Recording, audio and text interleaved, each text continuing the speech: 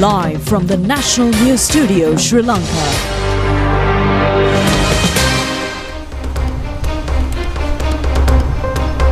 Bringing you the news from Sri Lanka and across the world, it's your national news broadcast on Sri Lanka Rupavahini Corporation. I'm Siobhan Pereira.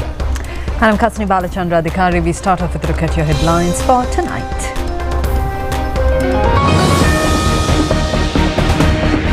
President commences his 3-day state visit to the Maldives. Export earnings of Sri Lanka in the first 6 months of this year increased to $8.3 billion. Columbo Stock Exchange records an all-time high of 19,500 units for the first time. GVPay mobile app in Western Province from today. Crane driver who caused the death of a person and injured 7 others in the Borel accident revealed to be under the influence of narcotics. A warrant issued to arrest parliamentarian Namal Rajapaka. Former Navy Commander Nishantha Ulugethanna remanded. 2 foreign nationals in police net at Katnaik International Airport along with Kush narcotics valued at 100 million rupees. A stock of cigarettes worth 50 million rupees also seized by the customs. US tariffs on the European Union reduced to 15%.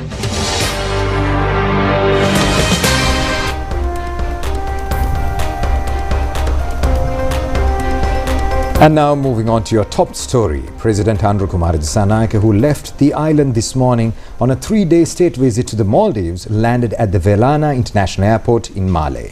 President Dissanayake was warmly welcomed by Maldivian President Mohamed Muizzu.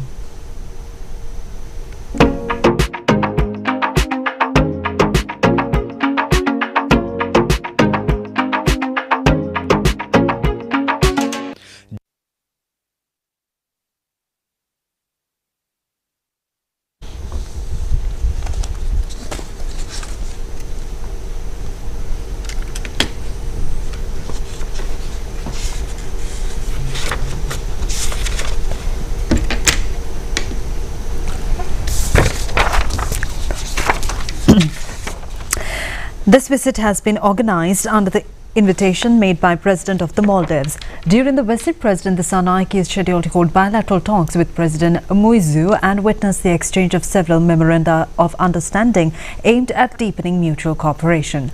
The 2 leaders are also expected to hold discussions aimed at further strengthening bilateral ties between Sri Lanka and the Maldives. During his stay, the President will address a business forum and meet with members of the Sri Lankan expatriate community.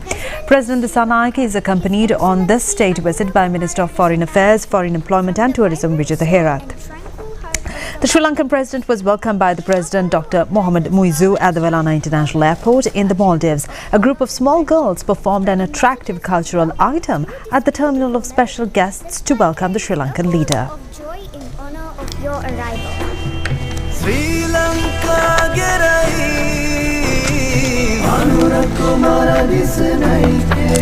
The official state welcome ceremony for President Andrukumar Dissanayake, who is currently on a state visit to the Maldives, was held this afternoon at the Republic Square in the capital city of Male under the patronage of President of the Maldives, Dr. Mohamed Muizzu.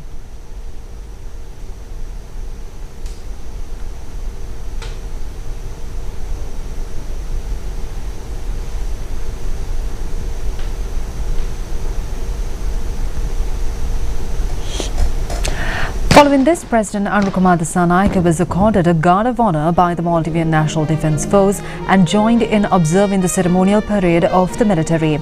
Subsequently, an introduction between the Maldivian hosts and the Sri Lankan delegation took place. Following the state welcome, bilateral discussions between the 2 leaders were commenced.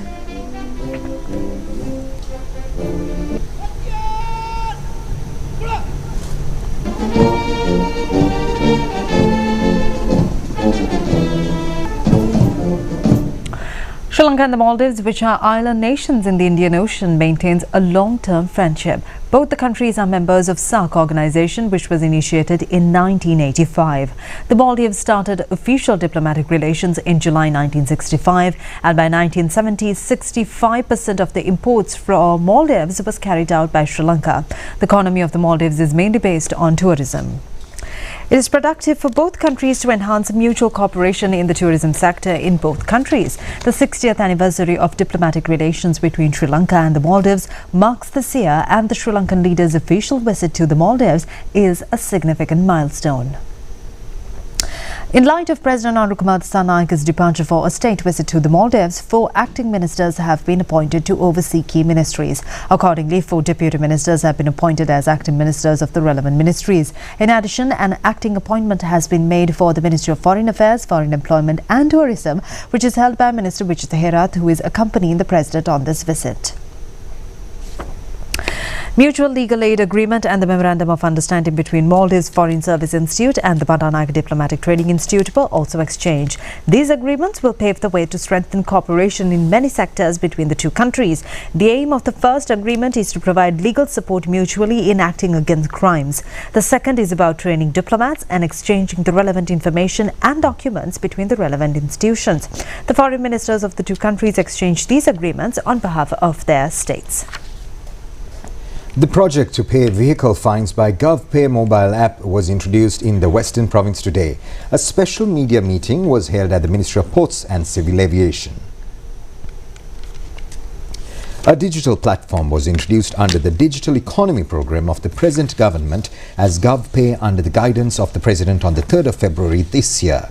The project of paying spot fines digitally through GovPay, started as a pilot project, is being implemented in the Western Province. Under this, payments of fines without being presented in court on violation of traffic rules in the Western Province and on the expressways can now be paid via GovPay. Minister Ananda Vijaypala, joining this occasion, pointed out that the program will be implemented island-wide in a short period of time.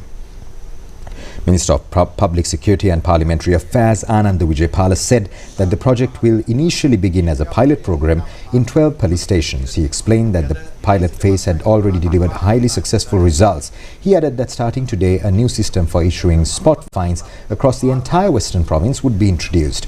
Minister Vijaypala highlighted that the biggest issue faced so far was the high rate of road accidents, stressing the need to cultivate disciplined drivers.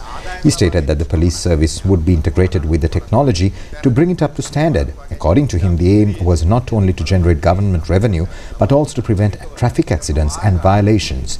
He further revealed plans to introduce a point-based driving license system where repeated offences would eventually lead to license suspension. Minister of Transport, Highways, Ports and Civil Aviation Namal Rajapaka said that transportation affected all 22 million citizens of this country. He noted that the police force had around 85,000 personnel with a large number assigned to traffic duties, and acknowledged that there was also a significant number of traffic violations committed by the public. Minister Ratnayake emphasized that bringing all these issues under one program required strong technical, managerial and organizational capabilities, crediting the Ministry of Digital Affairs for its role. Under the program of providing necessary facilities for the GovPay project, mobile phones were provided to 1,000 traffic police officials in the Western Province under the leadership of Minister Namal Rajapaka. The minister also handed over to the Minister of Public Security the basic operational plan compiled by the Ministry of Transport for the year 2025-2026. Former Navy Commander Nishant Ulugethanna has been remanded today until the 30th of July regarding an incident of a disappearance of a person occurred in 2010 under an order issued by Polghavan Magistrates Court. The former Navy commander was taken into custody today by the Criminal Investigation Department. This pertains to an incident of an investigation being conducted regarding a disappearance of a person at Alawa area where he was the Director of Intelligence in Sri Lanka Navy in 2010. Later, he was produced before the Polghavan Magistrates Court and was ordered to be remanded until the 30th of July. He is due to be produced before an identification period at the Kekol prison on the very same day. In a shocking start to the day, one person died and 7 others were injured in a vehicle accident that occurred this morning near the Borella Cemetery roundabout. The concerned driver was produced before the judicial medical officer and was later revealed that he was under the influence of cannabis. The driver of the crane travelling towards Bauddha Lokamavata from Rajagiri lost control and later rammed into a nearby electricity post and also collided with 6 motorcycles and 3 motor vehicles parked near the traffic lights at the roundabout. According to police, The accident occurred when the train driver lost control due to high speed. 8 critically injured persons were admitted to the Columbo National Hospital, and one of the motorcyclists had succumbed to his injuries later. He has been identified as a 62-year-old resident of Aturgiria. Among the injured are 2 police officials. The crane driver has been taken into custody regarding the incident and is expected to be produced before the court tomorrow. Deputy Director of the Columbo National Hospital, Dr. Rukshan Bellana, said that 8 patients had been admitted to the hospital's emergency unit. He stated that at the time one of the patients was brought in, they had already succumbed to their injuries. Dr. Bellana added that one of the 8, 2 of the deceased were female students, while the remaining 5 admitted patients were all male. He confirmed that all of them were currently receiving emergency treatment and examinations, and their condition was stable at present.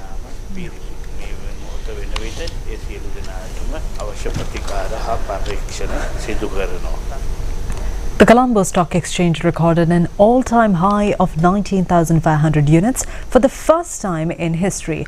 Accordingly, all share price index was recorded as 19,517.86 units.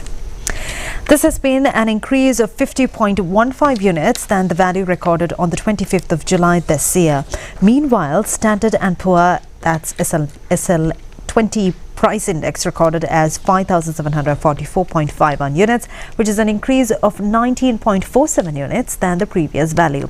At the end of the day, the total turnover recorded was 6.16 billion rupees.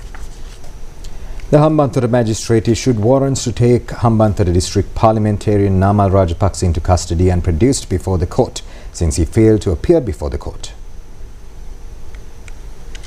A case had been filed in the Hambantota Magistrates Court after taking Namal Rajapaka and a group of others into custody regarding a protest held in Hambantota against the government on the 6th of October, or at a near date in 2017, against the privatization of Hambantota International Port and the Mattala International Airport. The concerned case was taken up in the Magistrates Court today, and a warrant was issued since Namal Rajapaka failed to appear before the courts. The case will be taken up for hearing on the 26th of January next year. The Colombo High Court today ordered to resummon the case against Yoshitha Rajapaksa and his grandmother Daisy Forrest on the 22nd of September. The case was heard today before the High Court Judge Sahan Mapa Bandara.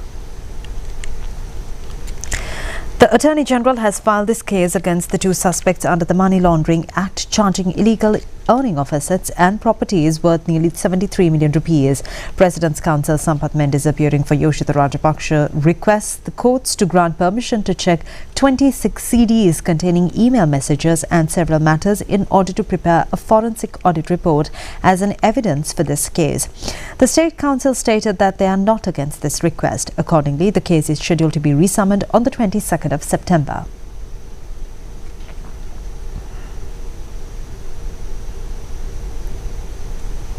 Colombo Magistrate Court today ordered to resummon the case against former Defence Secretary Hemasiri Fernando and former IGP Pujit Sundara on the 18th of September. They have been charged of failure to achieve their duty to prevent the Easter Sunday attack, even though they had prior information regarding the Easter Sunday terrorist attack.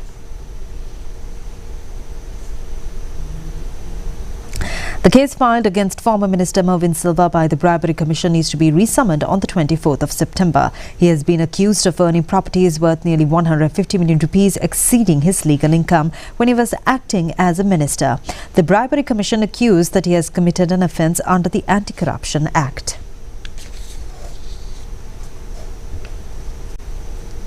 The Colombo High Court today ordered the case filed under the offence of corruption by the Bribery Commission against former Minister Chandrani Bandara on the 4th of September. This case was summoned before the High Court Judge Sahan Mapa Bandara today. The Bribery Commission has filed 11 charges under the Anti-Corruption Act against the former minister. The Attorney General informed the Supreme Court that red notices have been issued by the Interpol to arrest the defender Jude Shamant Jamaha, who has fled the country following the release under presidential pardon. The suspect was sentenced to death with regards to the controversial Royal Park murder case. This case against the decision taken by the former President Maithripala Sirisena to release the defendant under presidential pardon was resummoned before the Supreme Court today. In more local news, the export income of Sri Lanka during the first 6 months of this year has been increased to $8.3 billion US dollars. This is an increase of 6.70% compared to the last year. The overall export income in both commercial commodities and service has increased to $1,460.34 million US dollars during the month of June this year. This has been an increase of 8.73% compared to the month of June last year. The export of commercial commodities during the month of June this year has increased by 6.85%. During the period of January to June this year, the income of export from commercial commodities has recorded a $6,504.72 million US dollars, which is an increase of 5.86% compared to the same period of last year. In the month of June this year, an income of $309.61 million US dollars has been earned from service exports. This is an increase of 16.38% compared to the same period in 2024. The income from service exports during the first 6 months of this year has increased by 9.78%, while it has been estimated at $1,833.14 million US dollars. Chairman of the Sri Lanka Export Board, Mangalu Jayasinghe, said that export earnings for July has increased to $1,560 million US dollars. He noted that on a monthly basis, June recorded the highest export revenue for the year so far. He further added that exports to the United States alone amounted to $259 million US dollars, while significant growth in exports was also seen in July to countries such as the United Kingdom, India, Italy, Germany, Switzerland, Australia and France. The chairman added that the primary goal for this year was to achieve an export target of $18 billion US dollars. A Buddhist delegation from the USA arrived in the island today. The delegation has come to inform the public regarding the International Vessak Celebrations 2026 to be held in Texas in the USA. Plans are underway to hold the International Vessak Day Celebrations 2026 in Texas. The delegation arrived in the island in this connection, warmly welcomed at the Bandaranaike International Airport. Venerable Malpitiya Vimalakirti Thero said that in 2026 a major Vessak celebration would take place centered at the Texas temple. He explained that one of the main reasons for this was that the state of Texas had officially declared May 15th as Vessak Day. He noted that this recognition was the result of years of dedicated efforts by monks from Sri Lanka, Bangladesh, Thailand, Myanmar and other countries representing the Mahayana and Tantrayana traditions who had worked together with great commitment to achieve this outcome.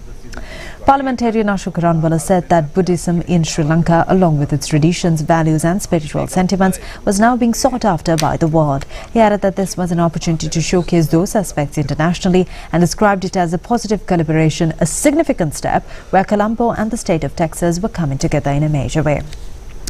Chief incumbent of the Namal Rajapaka, Venerable Dr. Pandila Sri Ananda Thera, Commissioner General of Rehabilitations, Major General Darshan Hettiarachi and several others were present at this occasion.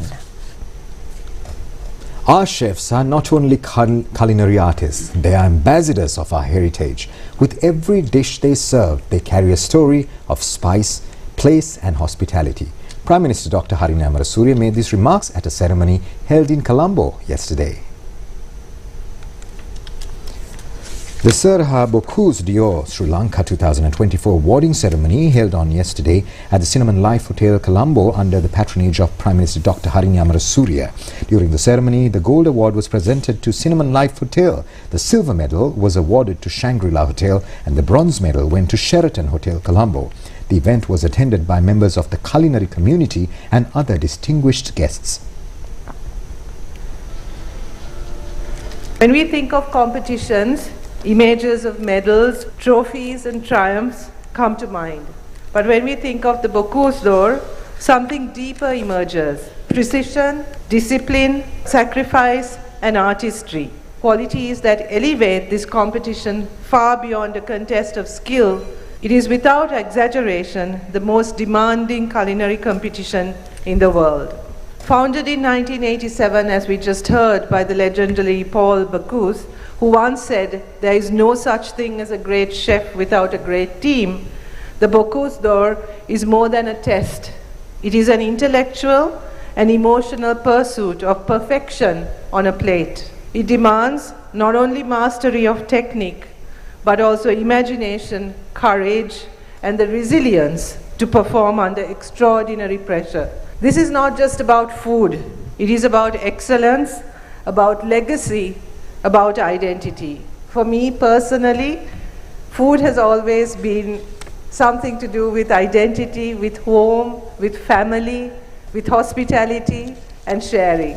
It's not just about taste, it is but something that brings us all together, and together we create so many memories. For Sri Lanka, our participation in this global odyssey, it's more than just culinary prestige. It is about placing ourselves at the heart of an international conversation, a conversation about creativity, craft, and cultural expression.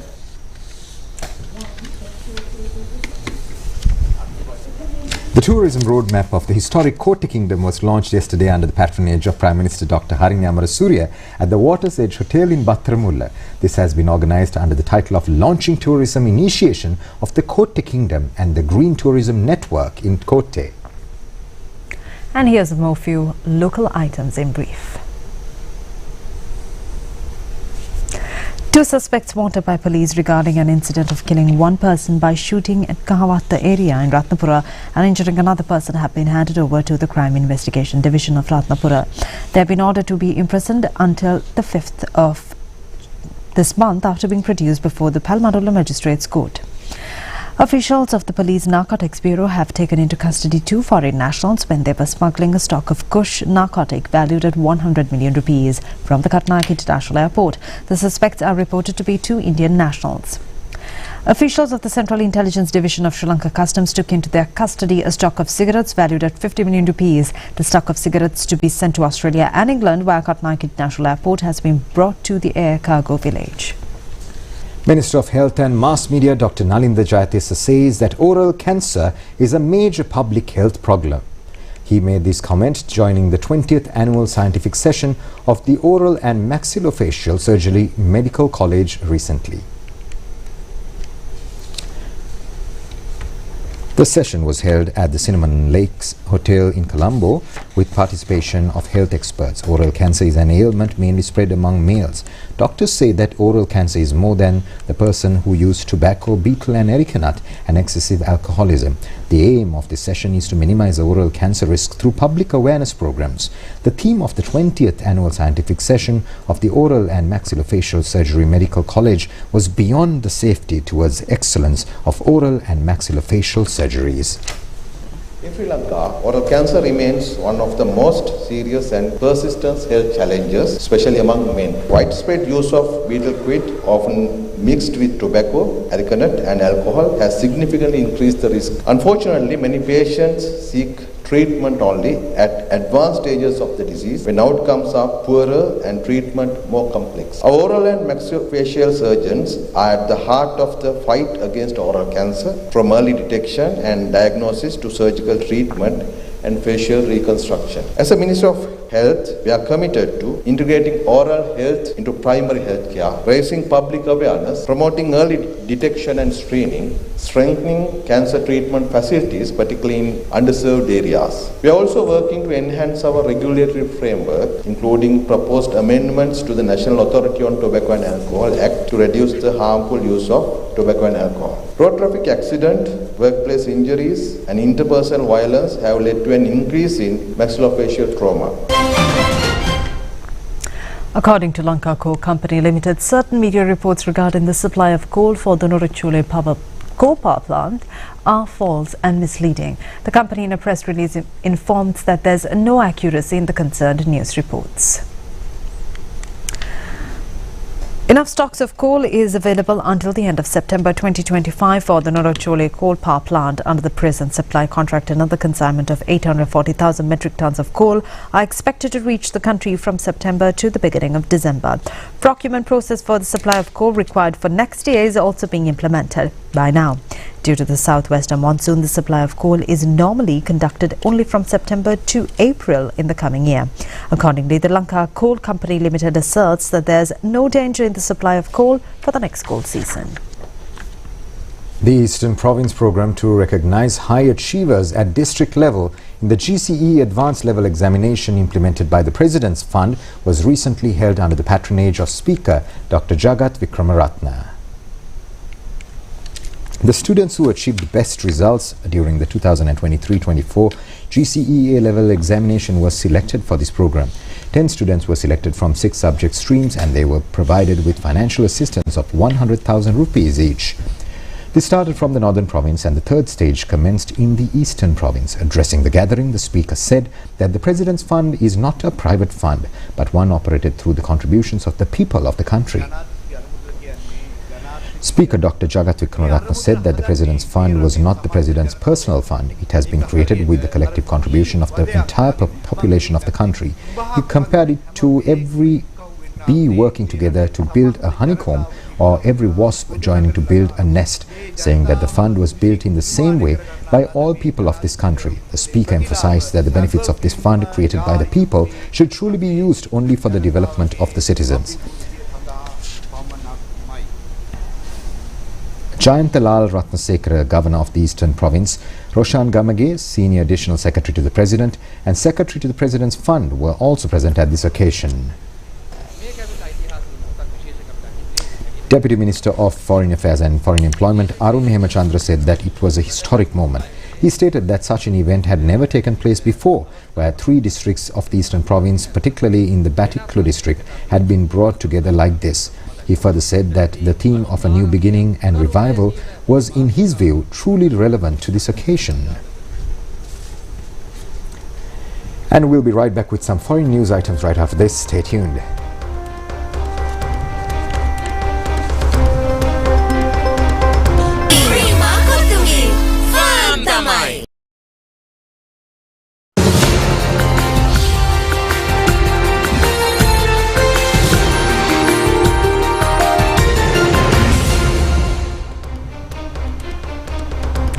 Taking a look at your foreign news tonight, the United States and the European Union have reached a trade agreement ending months of tensions between the two economic giants.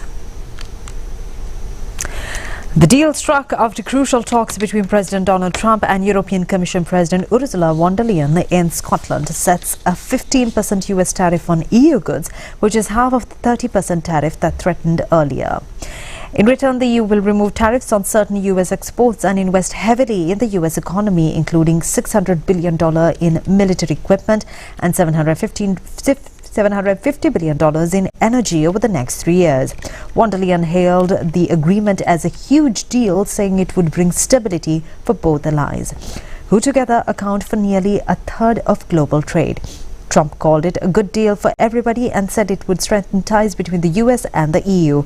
Some goods such as aircraft parts, certain chemicals and select agricultural products will face no tariffs, while Trump's 50% tariffs on steel and aluminium remain in place.